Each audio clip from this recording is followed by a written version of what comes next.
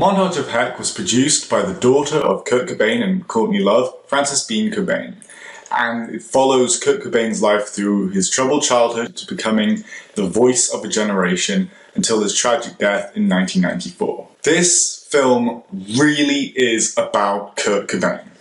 It's not about Nirvana.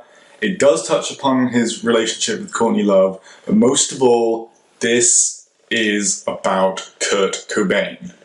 It's his story, his life, and it's a tragic one. This film honestly used everything it could. You could tell that they planned out all the footage they were going to use. They used never before seen Super 8 film footage that he and Courtney Love filmed themselves in their own apartment, used voice recordings. This film sort of starts out with a more playful tone for the first half. I mean, it is going through his troubled childhood, but it sort of presents it in a sort of playful mood. But then in the second half, when it starts getting to the much darker stuff of Kurt Cobain's life, the tone shifts dramatically and the rest of the film is very, very dark.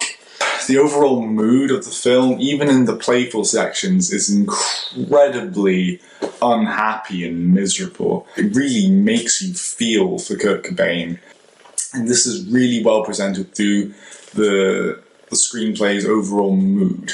This film has got really, really nice editing. The way they stitch all the stock footage and audio footage and new animated sections together is all really, really nice. It flows well. There isn't a single moment of the film where you feel, oh, this is getting a bit boring. It all flows, the editing is great, the transitions are all great.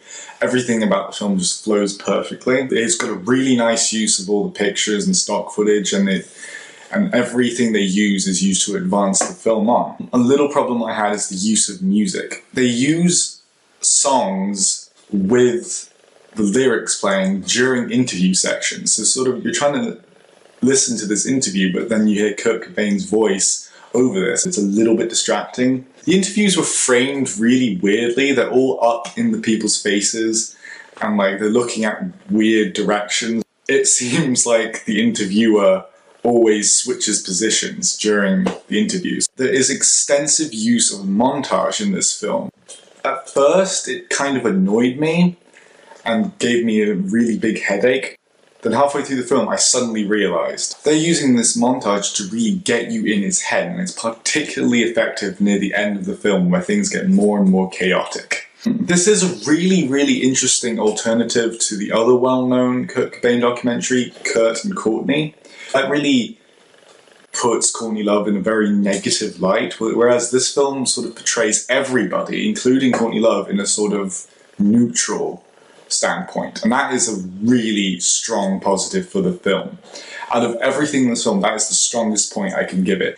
It really shows everyone as human beings, not good or evil.